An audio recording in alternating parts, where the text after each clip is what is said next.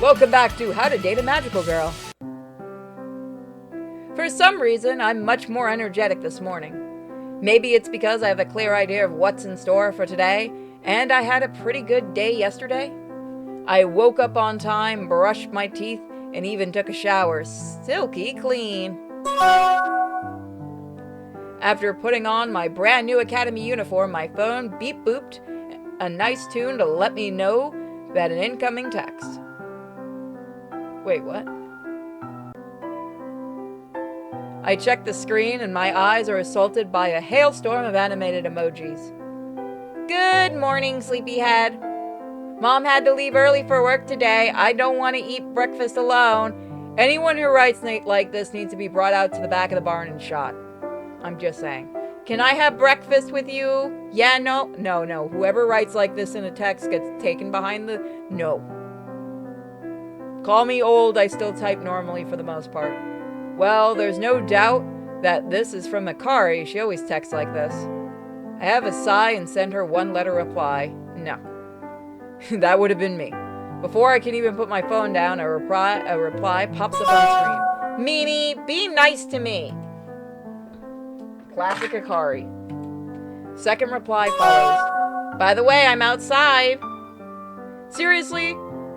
If I didn't know her so well, I swear this girl has issues with boundaries. I like that, yes. Except I can't see out of it because it's made too big. I've walked into walls before at conventions. That's why I wore it once and I had to be guided around. I head towards the front door and opened it up. I'm greeted by a gentle breeze. The fresh spring air is crisp this morning and feels nice on my skin. Hikari is standing there, glaring angrily at her phone. A single cherry blossom petal is stuck in her hair. I can't believe you don't want me over for breakfast. Next time I won't ask, I'll just show up. What are boundaries? That's pretty much the same as right now. Shh, I don't want to hear it. Now move out of the way. I'm making us pancakes. I can't complain about that. Hikari is pretty good at making pancakes, even if she just uses the pre-made mix from the store. Hey, look, pancakes are pancakes. I'll take it. Hikari heads into the kitchen and starts humming as she prepares breakfast. Sometimes I just get the pre-made brownie mix because fuck, I'm lazy. I decide to, unless I'm cooking for someone else, I decide to sit down at the table and just wait for Hikari to expand her energy. It doesn't take her too long to finish cooking. When she's done, she brings 2 plates of delicious smelling pancakes to the floor. I almost said cupcakes. To the table. Ta-da! Pancakes a la Hikari. My family's secret recipe. You brought the pre-made mix from the store, didn't you? Yes, but I did add sugar. Sugar's a secret ingredient. So you just made them even sugary. Why, though? That throws off the balance. I poke my tongue at her and dig in.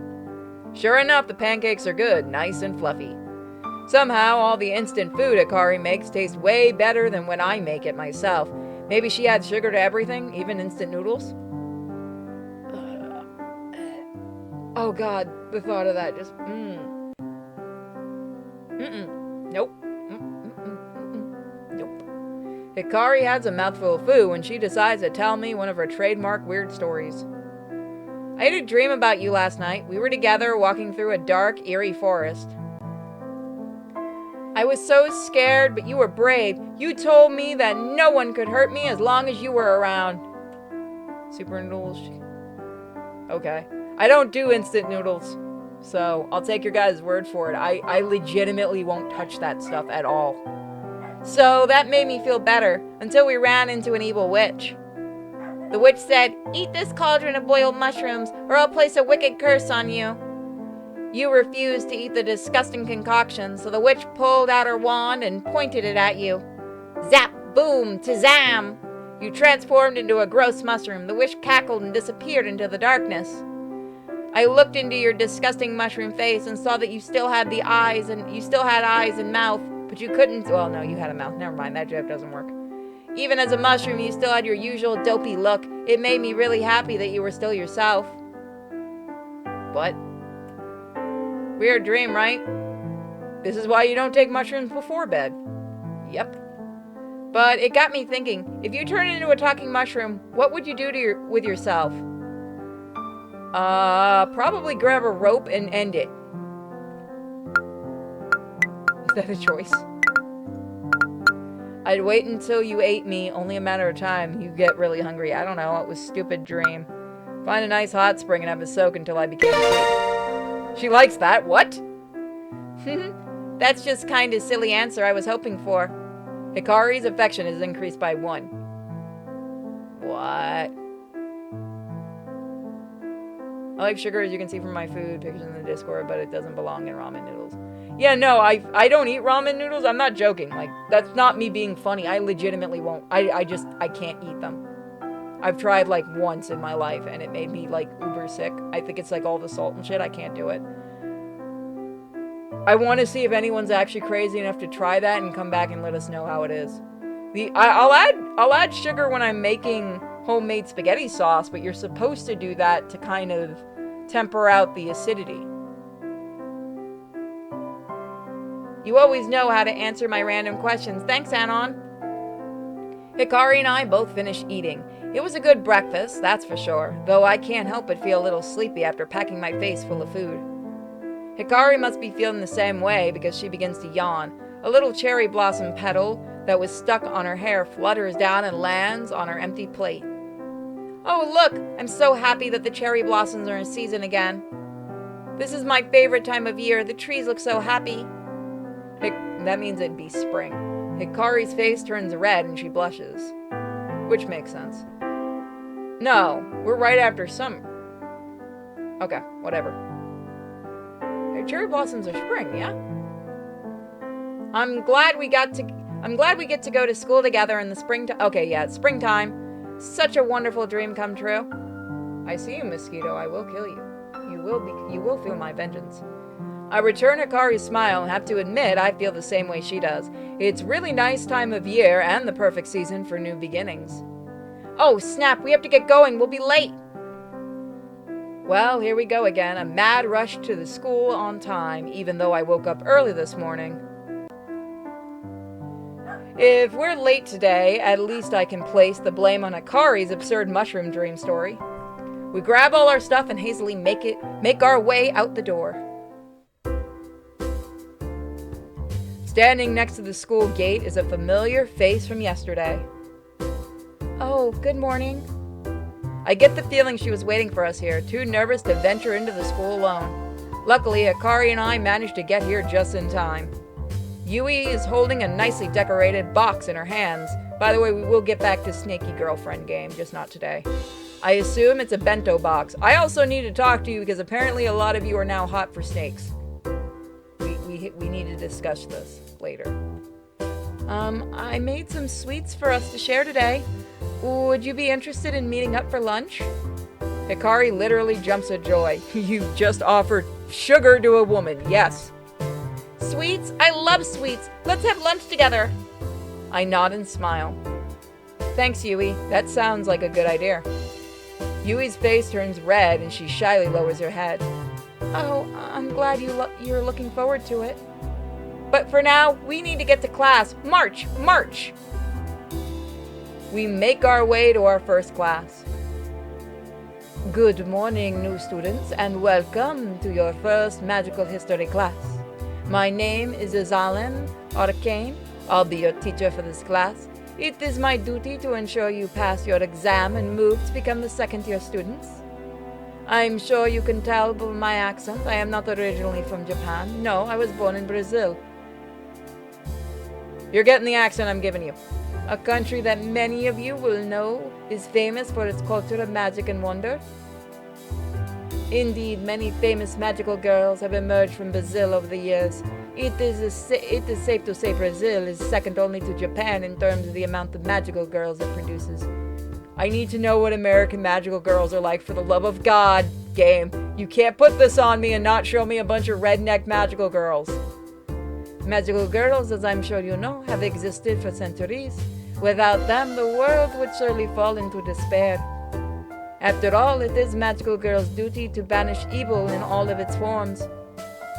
I'm sorry, now I'm just picturing a bunch a bunch of magical girls figuring out world hunger and, like, they're doing all the planning for every country's, like, budgets for the year and shit. This is great. However, I am not here to teach you about banishing evil. I'm here to teach you about the origins of magical girls. Now, before we study where we all came from, it might be a good idea to examine where we are now. Yes, that's exactly what I was thinking of. Anarchy.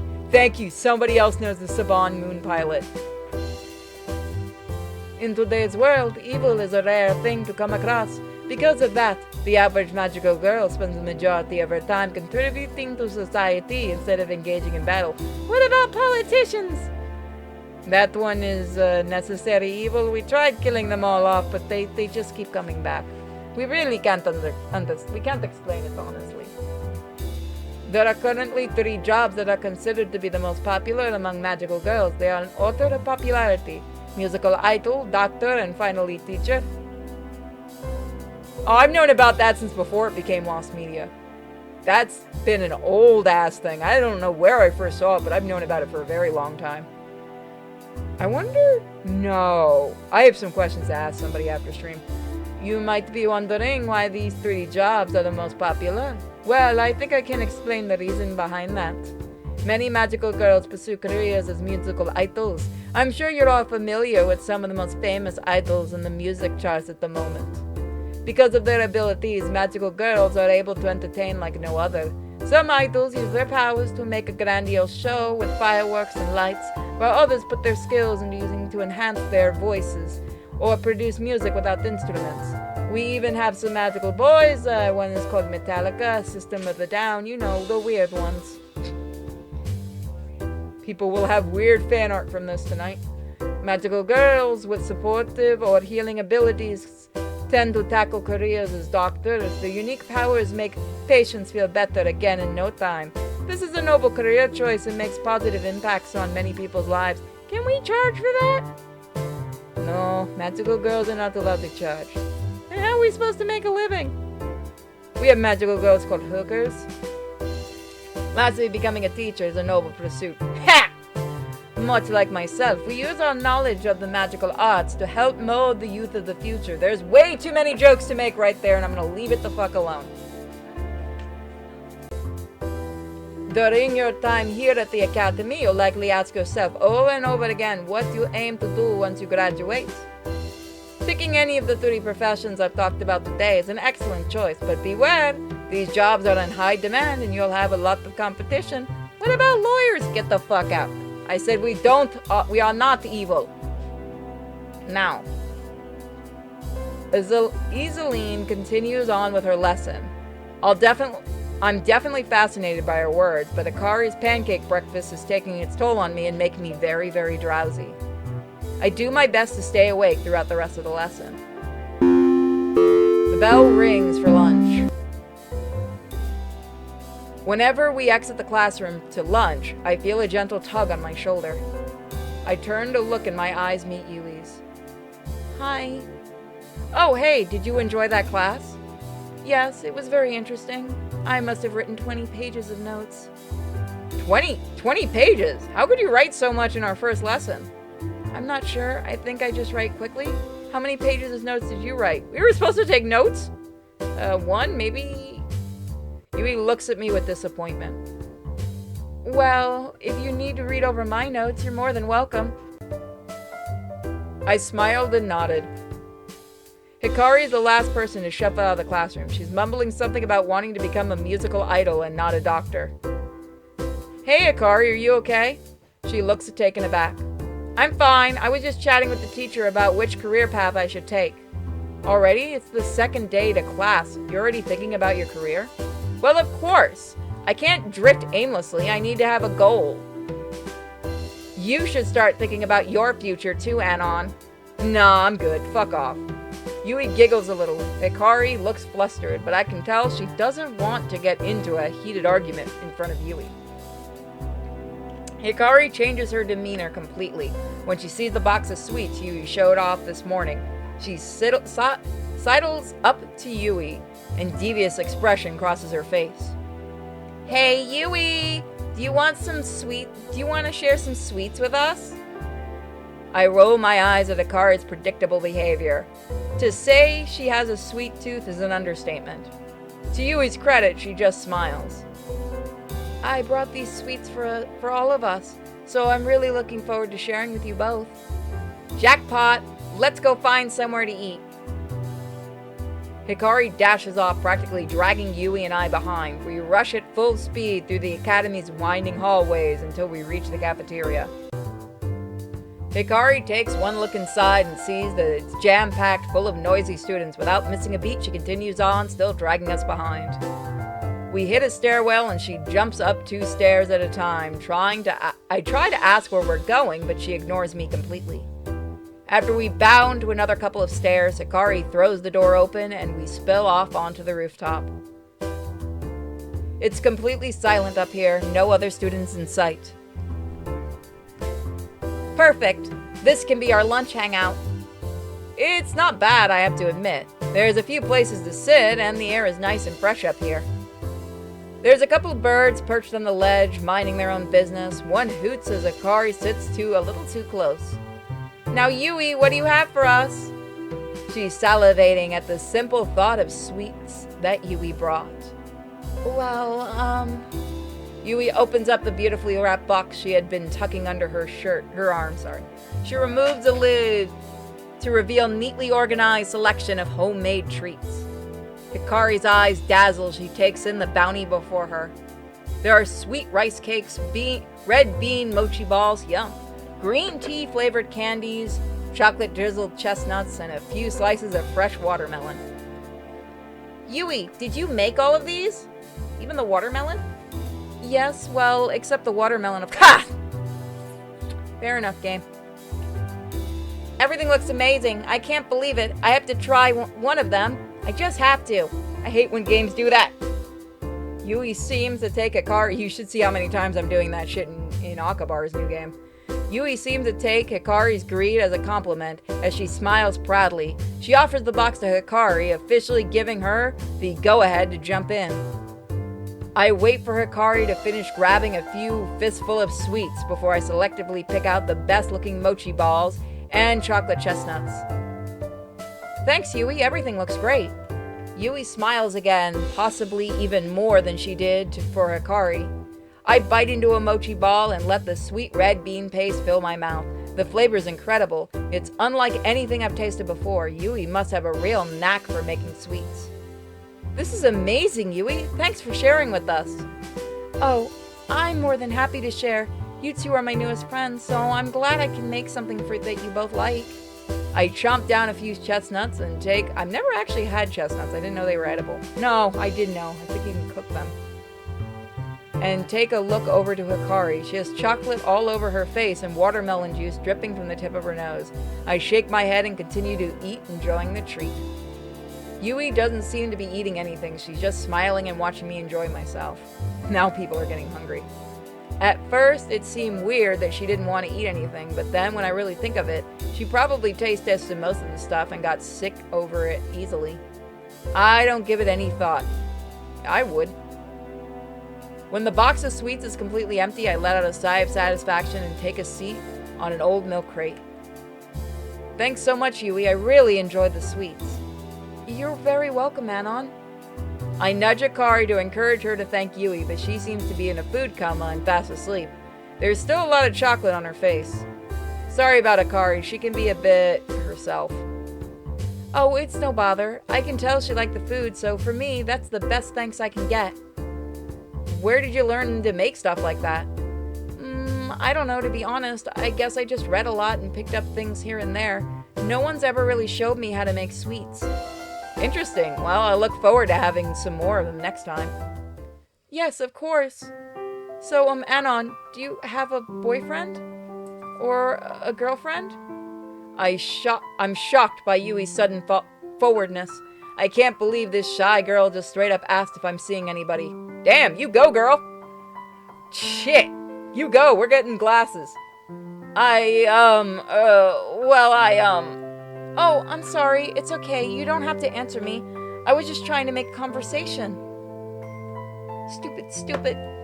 No, it's okay. No need to be sorry. The truth is, I don't have either. I'm single right now. Oh, is that so? Then what do you look for in a person? Um...